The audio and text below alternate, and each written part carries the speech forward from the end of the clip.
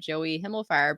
And Joey, you and I met through, I remember you from Clubhouse. I remember we getting into conversations, and I remember you were talking about you would have a question, and I would say, well, why don't you say I have a friend who, and we would banter back and forth about that. And today you're going to be sharing some tip with us about selling yourself as an experienced rich job seeker. Before you do so, Joey, why don't you take a few minutes and tell people what you do, who you help, if you could. Okay. So I've been supporting, guiding, coaching, influencing job seekers for the last 20 years or so. Mm-hmm.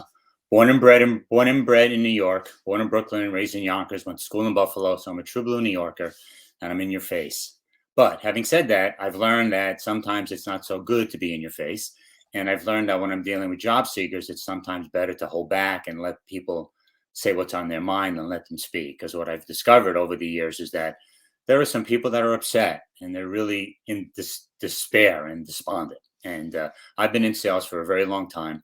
And I learned that when you're looking for work, you're actually selling yourself. And I think what I've discovered is that a lot of job seekers who haven't sold, who don't think that they're salespeople, are learning that they are, at least after they speak with me. And what I do is I try to bring to the table the science of selling, because there is a science to selling. I mean, people go to school for sales, but there's also an art. And so there's an art and a science, and there's a right way to sell and a wrong way to sell. And as a customer, we all can attest to those circumstances. And as a salesperson, I can attest to those circumstances. So what I've been doing over the years, and I wrote a book about it, and I'm writing another book about it, because it's like a tattoo. Once you have a tattoo, you want another one. Yeah, thank you, Brenda. Yep. So I wrote my book. Thank you.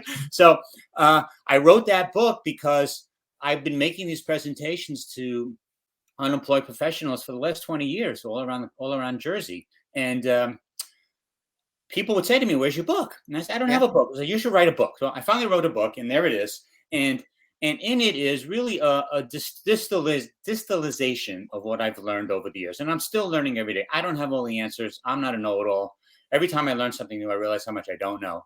But what I've learned is that there are a lot of people who are going about the job search. I don't want to say the wrong way, but there are better ways. They need some guidance. All right. So with that said, Joey, I'm going to remove myself from camera so I give you the full screen, and I will be back in about 20 minutes to start to do some Q&A. All right. Thank you, Brenda. Here we go. Take the floor. Thank you very much. So as I was saying, people need some guidance, some support, some coaching, if you will. And I've been doing that, like I said, for the last 20 plus years.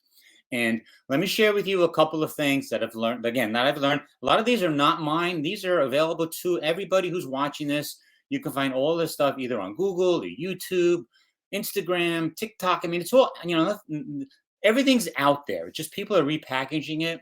And this is my way of repackaging for job seekers, that in fact you're selling yourself. And again, there's a right way and a wrong way.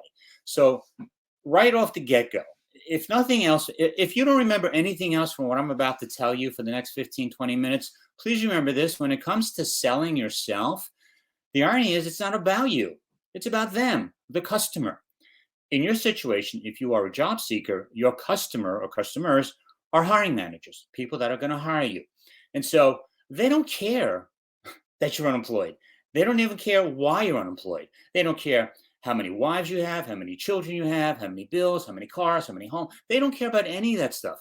All they care about is, can you do the job for them, and will you fit in? That comes to you. That comes from you selling yourself.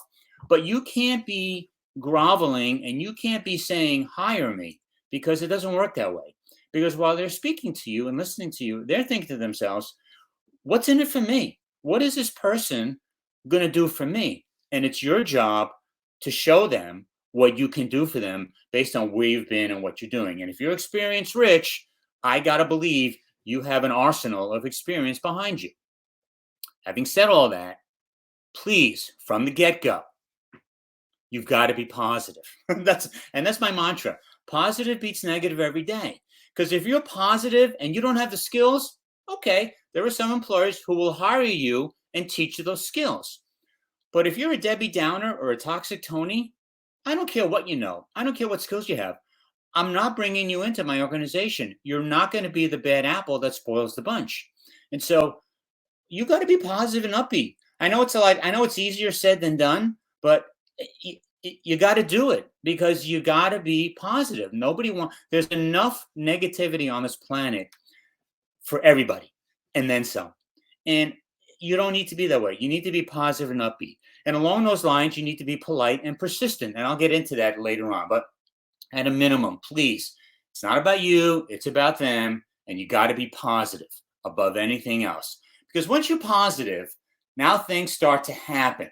Now, all of a sudden, hopefully, you're open to possibilities. You're not thinking, woe is me, the world stinks, I can't stand the economy, the politicians don't help me, my spouse is a pain in the noogies, my kids don't listen to me, the market is tumbling. As Ken was saying before, none of that stuff you have any control over. All you can control is yourself. And Ken made a great point, and I talk about it a lot too. To thine own self be true. Now, granted, Shakespeare said it first, but you've got to be yourself. But if being yourself is negative, you got to nip that in the bud. You got to be positive and upbeat and become open to the possibilities that are out there. In the world of improvisation, when people go to school to learn how to improvise, they're taught, don't say yes, but say yes, and. And if you watch an improvisation troupe, you'll see nobody challenges what the next thing is to do. They always say, okay, and here's what we're going to do next, right? So they build upon the story. Same thing with you. When you hear advice or you hear suggestions and you say yes, but, you're dead in the tracks, right? You've effectively told yourself, yes, but this, I don't want to go there right now. That, believe it or not, that's an evolutionary response from way back when our ancestors, God bless them, were seeking and searching and hunting for the saber-toothed tiger. They had to pay attention to all the dangers that lurked, because if they didn't, they'd be the dinner for the tiger. Well, it's 2023. We don't have to worry about saber-toothed tigers anymore. Now we have to worry about ourselves and how we think and how we feel. If you're negative and downtrodden and a Debbie Downer and a toxic Tony, that will pervade your DNA. That will pervade every cell of your blood. And that will become evident when you speak, when you write letters, when everything you do that as you present yourself to the world will come across as negative. Nobody wants to be around a negative person. It's not good. It's not a good thing. So be open to the possibilities. Look around you, right? I know maybe you've been an accountant for 25 years, you were laid off, and you want to continue doing that. Well, you know what? That may not be your best option. You may have to go somewhere else, do something maybe similar, or maybe something totally different. I don't know. But you know what? It's 2023. It's a brand new world, right? It's a brand new world. I'm preaching to the choir. You know all this. Right? And I'm just as guilty. Believe me, I have negative days. Trust me, it happens, right? We're not machines. We're human beings. But because we're not 3 years old, we need to be responsible and take advantage of the fact that we're not 3 years old. And we can be responsible. And we can literally stop ourselves as we go down that rabbit hole of woe is me, the world stinks, the economy blows, I can't stand the politicians, the traffic is for the birds, all that stuff you cannot control. You can control how you think about all those things. And the fact of the matter is, you can't control all those things. All you can control is how you feel and how you present yourself. Okay? So be positive, be upbeat, and be open to the possibilities that are out there. It's a new world, right? So there's a lot of stuff going on out there. Be patient and just be open to it, right? In fact, do this. When you do your normal errands, when you have to leave the house and go somewhere, go a different way. Try a different route. If you brush your teeth with your right hand, use your left hand.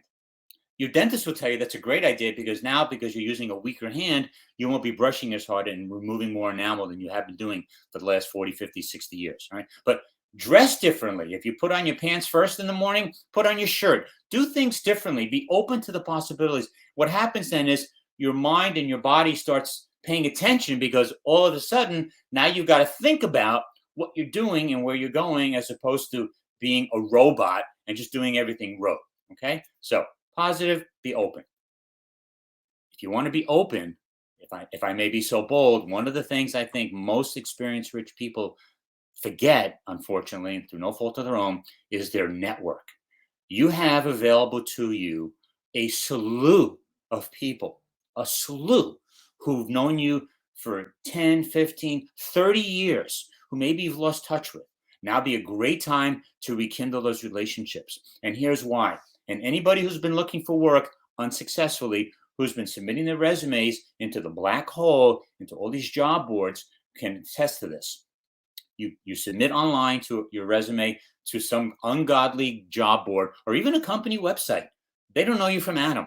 Your resume is one of a gazillion, right? No one's going to notice it, right? But if you know somebody who works at a company where you want to work, and he or she can literally walk your resume into a hiring manager, don't you think you've now raised your capital and your appearance and your visibility compared to the other gazillion people that have submitted their resumes into this black hole? No one is ever going to see, let alone read, other than the ATS, the automated tracking system. So use your network, right? But to Ken's point, don't grovel. You can tell them you're looking for work, but you want to rekindle those relationships from people from long ago. But the ones that are closer to you, right? Tell them what you're trying to accomplish. Maybe they can help you. Ask them for some advice, right? Pay attention to the people that you know, because here's the thing. Everybody you know knows 250 people that you don't know.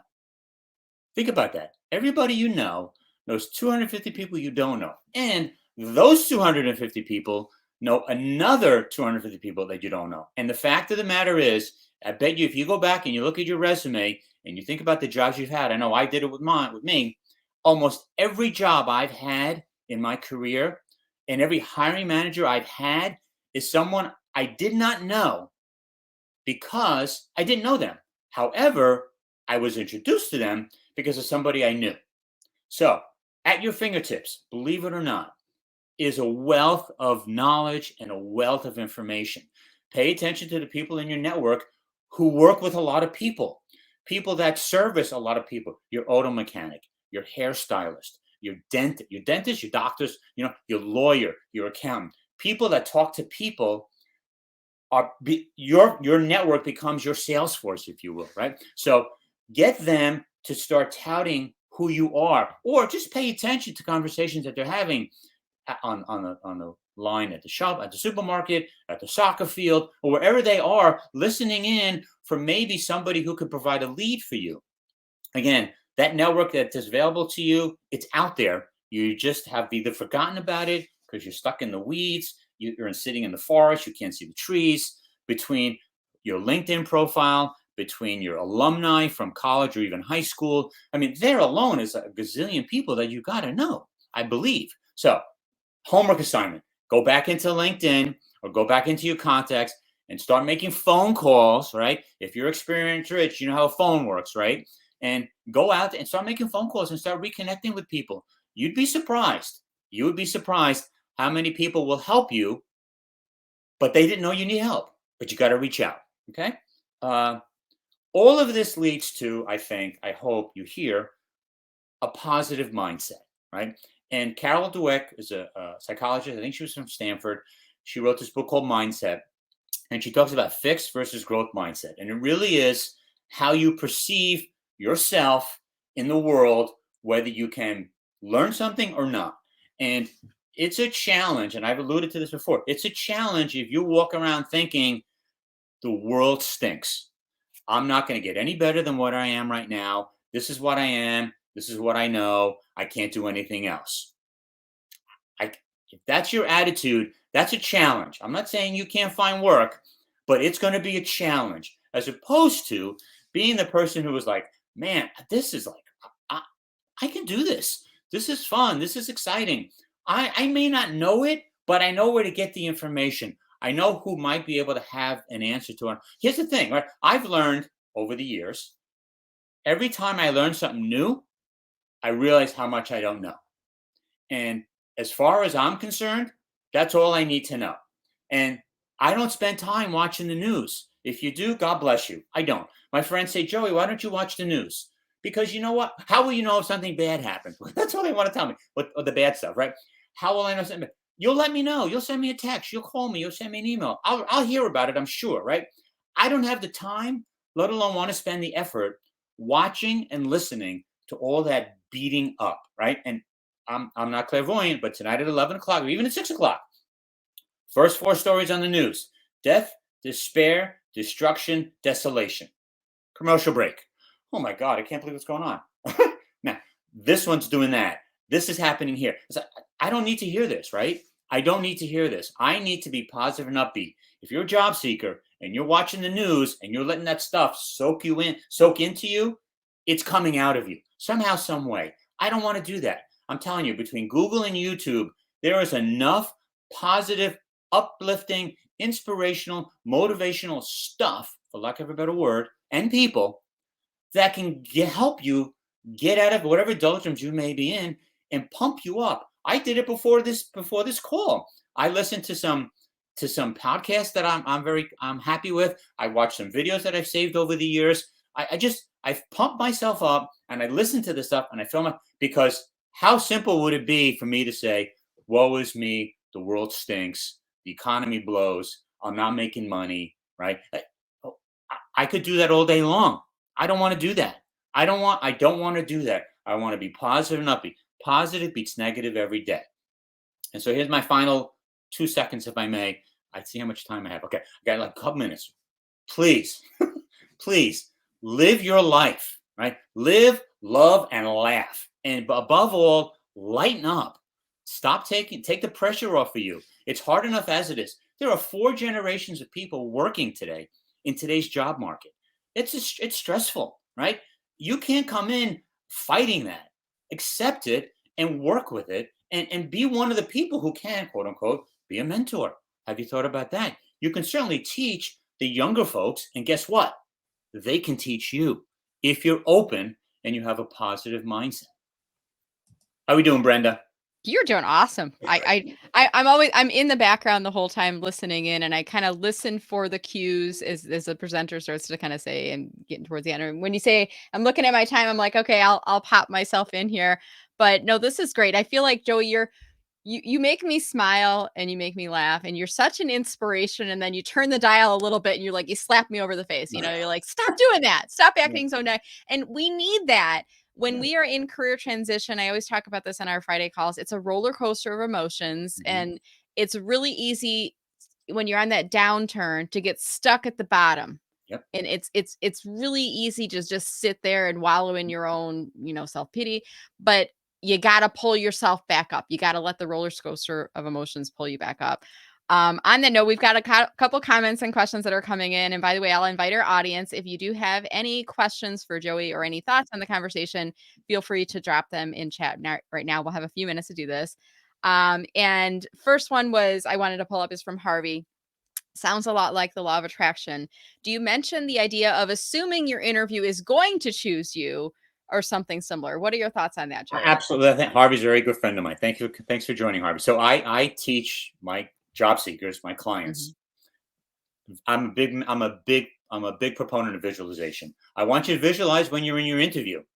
That's halfway through the interview, the hiring manager is actually going to stop you in your tracks, pick up their phone, call up their admin, and say, all those people that are scheduled to come in for additional interviews, just call them, because our knight in shining armor is sitting right here. I teach job seekers, you need to think that. Why would you not think? Why would you think that you're just going there for an interview when it really is a conversation, and you selling yourself and getting them to realize, where have you been, Joey? Under what rock have you been hiding? And why has it taken so long for you to get here? Where were you yesterday and the day before? Well, I can't change the past. Here I am today. When can I start? Tomorrow? Great. I'll be here bright and early, right? So yeah, visualizing that you are their knight in shining armor. It's not going to be it's not a guarantee that it'll happen, but you know what? What have you got to lose, right? So yeah, so definitely. One of these days you're going to be right. You're going to get the job. So why not assume every one of those? It's almost like, that power pose. I can't think of the author. Is it Amy Cuddy or somebody who does it? But she does the power pose before she does a presentation because it gives you confidence. Yeah. And then you go into the presentation with more confidence. It's the same thing. Assume they're going to interview you. They're going to hire you, because one of these days you're going to be right. And I think it does give you that positive orientation. Yeah. And again, it's not rocket science. I'm not saying it's easy. I'm not saying it's simple, but maybe it is. I don't know. It just, again, we're not children, right? We're adults. We have to take responsibility for our thoughts and our actions. We Yeah. can't blame our parents, the politicians, the traffic. We got to take responsibility. Joey, I see so many people are like lighting up with your inspiration. And here's just one. And this one, it says LinkedIn user. By the way, it says that because either your profile's a little bit locked down or you haven't enabled your third party. I'll put a link in comments so we can see who that person is if you choose to do so. But this person says what a lot of people are saying. The challenge is staying positive. And this person says, I try to look at the small successes. Joey, I heard of an app a while back. I think it's called Happier, Happier, where you can go in and you can like log 3 things that made you happy today, 3 things that make you Yeah. smile. Yeah. I mean, is it kind of like if you want to be more positive, you gotta I don't want to say you have to force yourself, but you have to put the effort. Like, I don't imagine you wake up smiling in roses every day. I mean, I could be wrong. I do. Actually, I do. And here's why, Brenda. Here's why, okay? Because when I wake up in the morning, I think to myself, and this is going to be morbid, and I apologize. This is my disclaimer, right? I apologize. This is not mine. I learned this either from Joan Rivers or I don't remember who, but a comedian said, when I wake up in the morning and I read the obituaries and I'm not in them, it's going to be a good day, right? So when I wake up in the morning, Brenda, I literally say thank you. I literally, Yeah. I don't know, I say it out into the world, right? Because you know what? I get to live another day and make an impression and make a positive influence. Is it going to happen? I don't know. But to your point, why wouldn't I think that, right? One day I'm going to be right. One day I'm going to be a positive influence to somebody. One day I'm going to make a difference to somebody. And Yeah. okay, I'm just going to go down. So yeah, sorry. I do wake up with a smile. I'm like, you probably have roses at your nightstand. That's why you're thinking smiling and roses every morning. Or maybe you've got your book. And by the way, shout out again to Joey's book. I did put the link in comments and I have it like up behind my shoulder. Don't Paint Your Kitchen. You can look at that at Amazon. Thank you. Little plug for you. But yeah, Thank I think it's part of this is like surround yourself with positive people, be positive, put affirmations around you, read positive books. And I think positive energy creates more positive energy. And I love the things that you talk about. And Amy was talking about it, like change your brain, create new, like brush your teeth with a different side because it forces your brain to change gears and to engage in different ways. And I think that's so Absolutely. important. Yeah. So Go ahead. go ahead. Anyway, just you got to, now that we're experience rich, okay, it's not 1950, it's a different world, right? They're not calling you, right? Nobody's calling you. You got to take the bull by the horns and shake stuff up. I'm not saying be mean and belligerent. I'm just saying do things differently, stand out, right? Be the person who gets sponsored by a friend who brings your resume into a hiring manager. That doesn't happen a lot, right? Because people are bombarding these black holes with their resumes. Hiring managers are busy. They're swamped. They don't have the time. But if their colleague walks in with a piece of paper that says, "Hey, you should check out Brenda here. She may be the right fit for this company." Okay, I'm going to give Brenda a call. There you go. You've changed all of your visibility. That doesn't happen, Brenda, if you're sitting at home assuming the fetal position and sucking your thumb. It doesn't work. You can't. You got right. That's the thing. You can't think about this stuff. You got to do something. You got to take action, right? They're not coming to you. You got to go to them. Just be polite, be persistent, and above all, please be positive. I feel like you've got so many inspirational books coming out of you all the time. I mean, I know you talk about me and like my little one-liners and my stories, and I'm going to use one right now when we talk about experience-rich job seekers. Before I do that, though, let me just say hi to Sue real quick because she's in the green room. Make sure she can see and hear us. Hey, Sue, how you doing? Sue's our next speaker. I'm doing really well. I'm excited, Joey. It's all about them. You helped my presentation. Awesome. Sue, I'm going to put you back in the green room. We'll bring you back in just a few minutes here. I always like to do the little audio check, making sure our next person in the wings is ready to go. So Joey, I always use, I'm going to use one of my analogies. One of my stories is when I talk about experience rich job seekers, and sometimes it's like reframing the way that you say things. So I could be holding out something to you like a bowl and I could say, Joey, does this milk smell sour to you? Right. And you're, even before I reach it in front of you, you're like crinkling your nose and you're like, well, I don't want to smell the sour milk. I know what that smell. It's like that pungent burns your nose. You're like crinkling up your nose, as opposed to same bowl. If I hold it up to you and I say, Joey, smell this Greek yogurt. Doesn't it smell amazing? Right. They are both sour milk. Yogurt is sour. It's fermented milk, right? They're both the Right. same thing, but it's the way that you frame things up, I think sometimes helps to adjust our mindset a little bit. Did Yeah. you want to add anything to that? Absolutely. Again, it's the way you look at it. If you change the way you look at things, the things Mhm. you look at change, right? And Yeah. it's, again, we're not, I don't mean to be a preacher, and I apologize for sounding like one, but we're not 3-year-olds anymore, right? We can't have tantrums and assume that someone is going to take care of us. We've Yeah. got to do it ourselves. We got to pick ourselves up and make things happen. And we're not going to make things happen if all we're doing is wallowing in self-pity, the world stinks, all these things that I can't control are holding me back. Really?